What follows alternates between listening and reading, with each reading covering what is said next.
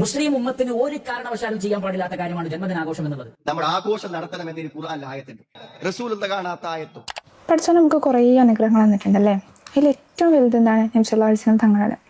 കാരണം പഠിച്ചോൻ തന്നെ പറയണ്ടേ, വമാ അർസൽനാക ഇല്ലാ റഹ്മത്തൽ ലിൽ ആലമീൻ, നബി അങ്ങയെ അനുഗ്രഹമായിട്ടല്ലാതെ ഈ ലോകത്തേക്ക് അയച്ചിട്ടില്ല. അപ്പോൾ ശരിക്കും എങ്ങനെയാണല്ലേ നമ്മൾ ആ ദിവസം സന്തോഷിക്കാതിരിക്കുക? അത് നമ്മൾ റിപ്പീറ്റഡ് ആയിട്ട് കേട്ടുവരുന്ന ഒരു ക്വസ്റ്റ്യൻ ആണ്. നബി സല്ലല്ലാഹു അലൈഹി വസല്ലം തങ്ങൾ ജനിച്ചതും വഫാത്തായതും ഒരേ ദിവസമാണല്ലോ. പ്രവാചകൻ ജനിച്ചതും വഫാത്തായതും ഒരേ ദിവസമാണ് എന്നുള്ളതിൽ പണ്ഡിതന്മാർക്കിടയിൽ അഭിപ്രായ വ്യത്യാസമുണ്ട്.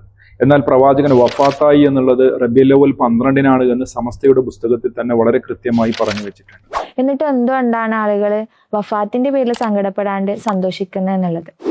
റസൂലുള്ളാഹി തങ്ങൾ തന്നെയാണ് നമ്മളെ പഠിപ്പിച്ചിട്ടുള്ളത്, ഒരാൾ മരണപ്പെട്ടാൽ 3 ദിവസത്തിൽ കൂടുതൽ നമ്മൾ ദുഃഖാചരണം നടത്തരുത്. ഈ മരണം എന്നുള്ളത് ഒരിക്കലും ഒരു എൻഡല്ല, അതൊരു ട്രാൻസിഷനാണ്. അതായത് ഈ ഒരു ലൈഫിൽ നിന്ന് വേറൊരു ലൈഫിലേക്കുള്ള ട്രാൻസിഷൻ. അപ്പോൾ റസൂലുള്ള വഫാത്തായി എന്നതിൽ നമ്മൾ സന്തോഷിക്കുകയല്ല ചെയ്യുന്നത്.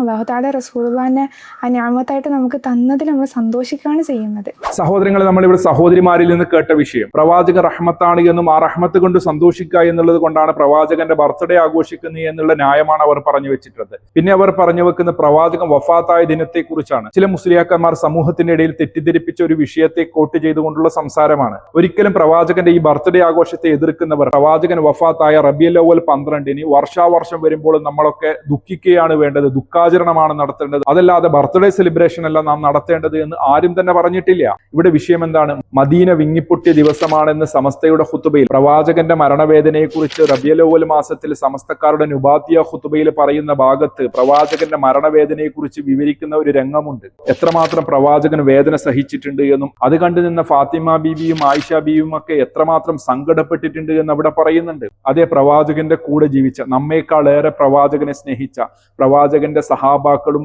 സഹാബ വനിതകളും ഒക്കെ വിങ്ങിപ്പൊട്ടിയ ദിവസമാണ് റബീഉൽ അവ്വൽ 12. അന്നേ ദിവസം നിങ്ങൾക്ക് എങ്ങനെ ആഘോഷിക്കാൻ കഴിയുന്നു എന്നുള്ള ഒരു ചോദ്യം മാത്രമാണ് ഇവിടെ. സമസ്തക്കാർ ജനങ്ങൾക്ക് ഉത്ബോധനമായി ചെല്ലുന്നു എന്ന് പറയുന്ന നുബാത്തിയ ഖുതുബയിൽ പോലും പ്രവാചകന്റെ വഫാത്തിനെ കുറിച്ചല്ലാതെ പ്രവാചകന്റെ ജന്മദിനം ആഘോഷത്തെ കുറിച്ച് പറയുന്നില്ല.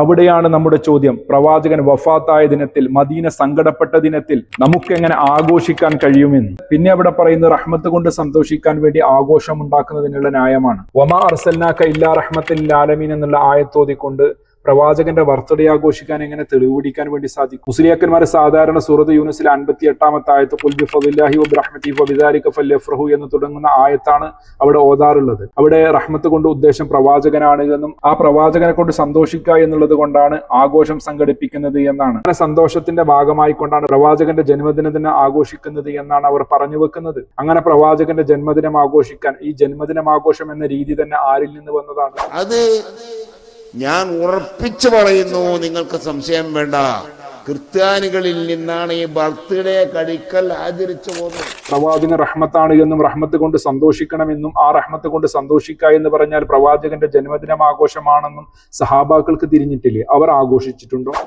അല്ലാഹുവിന്റെ റസൂലിന്റെ സ്വഹാബികളോ നിബിതങ്ങളോ താബിഈങ്ങളോ റബീഉൽ അവ്വൽ ആചാരം നടത്തിയിട്ടില്ല എന്നത് ശരി തന്നെയാണ്. അതേ പ്രവാചകനോ സഹാബാക്കളോ ഉത്തമ തലമുറക്കാരോ ആഘോഷിച്ചിട്ടില്ല എന്നുള്ളത് ശരി തന്നെയാണ് എങ്കിൽ പിന്നെ നാം എങ്ങനെ ആഘോഷിക്കും? ഈ ഒരു സംസ്കാരം ആരിൽ നിന്ന് വന്നതാണ്? നമ്മുടെ ആചാരാണോ അത്? ആരാ കൊണ്ടുവന്നത്? ക്രിസ്ത്യാനികളും ജൂതന്മാരും. പ്രവാചകനെ സ്നേഹിക്കാൻ വേണ്ടി ജൂത ക്രിസ്ത്യാനിയുടെ സംസ്കാരമാണോ നാം കടമെടുക്കേണ്ടത്? അങ്ങനെയാണെങ്കിൽ ഞാൻ തിരിച്ചു ചോദിക്കട്ടെ, അള്ളാഹു റഹ്മത്തായി നൽകിയതാണല്ലോ നമ്മുടെ മക്കൾ. ആ റഹ്മത്തിന് നന്ദി പറഞ്ഞുകൊണ്ട് നാം വർഷാവർഷം ആഘോഷിക്കുകയാണ് എങ്കിൽ വലിയൊരു അനുഗ്രഹമാണ് ജനിച്ചത്. അള്ളാഹുവിന് ശുക്ർ ചെയ്യുക. അതിനാണ് നമ്മൾ ഹഖീഖത്ത് അറുത്തത്, അതിനാണ് നമ്മൾ നല്ല രൂപത്തിലൊക്കെ ചെയ്തത്, ഭക്ഷണമൊക്കെ കൊടുത്തൊക്കെ ചെയ്യുക. പിന്നെ കൊല്ലം ആ ഡേറ്റ് വരുമ്പോ ഇല്ല അങ്ങനെ ഒരു ബഹുമാനം ഇസ്ലാം പറഞ്ഞിട്ടില്ല. അങ്ങനെയാണ് എങ്കിൽ പ്രവാചകന്റെ ബർത്ത്ഡേ ആഘോഷത്തിന്റെ ഭാഗമായി നടക്കുന്ന ഒരുപാട് കാര്യങ്ങളുണ്ട്. അന്നദാനം, ഖുർആൻ പാരായണം, മൗലിദ് സദസ്സ്, പ്രാർത്ഥനാ സദസ്സ്, കുട്ടികളെ കൊണ്ട് മദ്ഹ് പറയിപ്പിക്കൽ, അങ്ങനെ തുടങ്ങി പ്രവാചക പ്രകീർത്തനങ്ങളും കാര്യങ്ങളും ഒക്കെ ആയിട്ടുള്ള പ്രത്യക്ഷത്തിൽ ഇസ്ലാം പ്രോത്സാഹിപ്പിക്കപ്പെട്ട പല കാര്യങ്ങളും എടുത്തു വെച്ചുകൊണ്ട് നാം സ്വന്തം മകന്റെ ബർത്ത്ഡേ ആഘോഷിക്കുകയാണ് എങ്കിൽ അത് ശരിയാകുമോ? അത് ഏത് അർത്ഥത്തിന് പറഞ്ഞാലും അത് ശരിയല്ല, അത് നിർത്തണം. ഈ കുട്ടികളെ പിറന്നാൾ ആഘോഷിക്കുന്നത്, എന്നിട്ട് അന്ന് അതിനൊരു പുകമറ സൃഷ്ടിക്കാൻ വേണ്ടി അതിനൊരു യാസി എന്ന് പേരിട്ട് അല്ലെങ്കിൽ ഒരു മൗലിദ് ഓതി, അതാണ് നന്നാവെന്ന് മനസ്സിലാക്കുക. നിയ്യത്ത് വളരെ സൂക്ഷിക്കണം.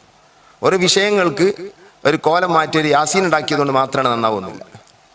ഇല്ലാത്ത ആചാരങ്ങൾ വിദഅത്തുകൾ നാം കൊണ്ടുവരും. അത് പുതിയ ആചാരമായി വരികയാണ് എങ്കിൽ, അത് ബിദ്അത്താണ് എങ്കിൽ, പിന്നെ എങ്ങനെയാണ് നാം നമ്മുടെ മക്കളെക്കാൾ ഏറെ സ്നേഹിക്കേണ്ട? ലാ യുഅ്മിനു അഹദുക്കും ഹത്താ അകൂന ഹബ്ബ ഇലൈഹി മിൻ വാലിദിഹി വവലദിഹി വന്നാസി അജ്മഈൻ എന്ന് പറഞ്ഞ, എന്നാൽ മാത്രമേ ഈമാൻ പൂർത്തിയാകൂ എന്ന് പറഞ്ഞ ആ മഹാനായ നമ്മുടെ പ്രവാചകന്റെ ബർത്ത്ഡേ ആഘോഷിക്കും. മുൻഗാമികൾക്ക് പരിചയമില്ലാത്ത ഈ ഒരു ആഘോഷം ലോകത്തിന്റെ പല ദിക്കുകളിലും ഒരുപാട് ആളുകൾ ചെയ്യുന്നു എന്നുള്ളത് ദീനിൽ തെളിവാകില്ലല്ലോ.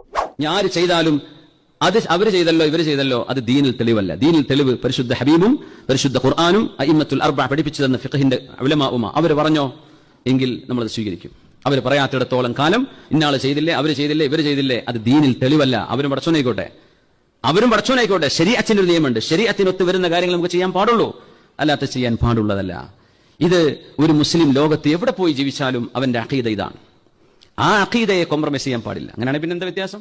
അങ്ങനെയാണ് എങ്കിൽ ഖുൽ ഇൻ കുൻതും തുഹിബ്ബൂന അല്ലാഹ ഫത്തബിഊനി കയുഹിബ്ബുകുമുല്ലാഹ് എന്ന് അള്ളാഹുവിന്റെ റസൂൽ സല്ലല്ലാഹു അലൈഹി വസല്ലമയോട് കൽപ്പിക്കാൻ വേണ്ടി പറഞ്ഞ ആ ഒരു ആയത്തിനെ മുൻനിർത്തിക്കൊണ്ട് സഹാബാക്കൾ സ്നേഹിച്ചതുപോലെ പ്രവാചകനെ ഇത്തിബാ ചെയ്തുകൊണ്ടാണല്ലോ നാം സ്നേഹിക്കേണ്ടത്. അവിടെ പ്രവാചകനെ നമ്മോട് കൽപ്പിക്കുന്നു, മൻ അഹദസ ഫീ അംരിനാ ഹാദാ മാ ലൈസ മിൻഹു ഫഹുവ റദ്ദ്. ആരെങ്കിലും നമ്മുടെ കൽപ്പനയില്ലാത്ത ഒരു പ്രവർത്തനം ചെയ്താൽ അത് തള്ളപ്പെടേണ്ടതാണ് എന്ന് പ്രവാചകൻ തന്നെ പറഞ്ഞു വെക്കുമ്പോൾ നാം ഈ ആഘോഷം ഒഴിവാക്കിയല്ലേ വേണ്ടത്? അതാണല്ലോ യഥാർത്ഥ പ്രവാചക സ്നേഹം. മുൻഗാമികൾക്ക് പരിചയമില്ലാത്ത ഒരു ആഘോഷം നാം എന്തിനെ ആഘോഷിക്കണം? സ്വർഗത്തിലേക്ക് അടുപ്പിക്കുന്നതും നരകത്തെ തൊട്ട് തടയപ്പെടുന്നതുമായ സർവ്വകാര്യങ്ങളും പ്രവാചകൻ പഠിപ്പിച്ചു തന്നിട്ടുണ്ട് എങ്കിൽ, മുൻഗാമികൾ പിൻഗാമികൾക്ക് വേണ്ടി ഒന്നും ബാക്കി വെച്ചിട്ടില്ല എങ്കിൽ, യഥാർത്ഥ പ്രവാചക സ്നേഹം പ്രവാചകൻ കൽപ്പിച്ച രീതിയിൽ ജീവിക്കുക എന്നുള്ളതാണ് എങ്കിൽ അതാണല്ലോ നാം ചെയ്യേണ്ടത്. എങ്കിൽ സഹോദരങ്ങളെ, നാം തിരുത്താൻ തയ്യാറാകുക, യഥാർത്ഥ പ്രവാചക സ്നേഹിയാകാൻ വേണ്ടി ശ്രമിക്കുക. ജീവിതത്തിന്റെ അഖില നിഖില മേഖലകളിലും പ്രവാചക സ്നേഹം പ്രകടമാകണം. അങ്ങനെ യഥാർത്ഥ പ്രവാചക സ്നേഹിയാകാൻ വേണ്ടി നാം ശ്രമിക്കുക. അള്ളാഹു കാര്യങ്ങൾ മനസ്സിലാക്കാൻ നമുക്ക് എല്ലാവർക്കും തൗഫീഖ് നൽകുമാറാകട്ടെ. മറ്റൊരു വീഡിയോയുമായി നമുക്ക് വീണ്ടും കാണാം ഇൻഷാ അല്ലാഹ്. അസ്സലാമു അലൈക്കും വറഹ്മത്തുള്ളാഹി വബറകാതുഹു.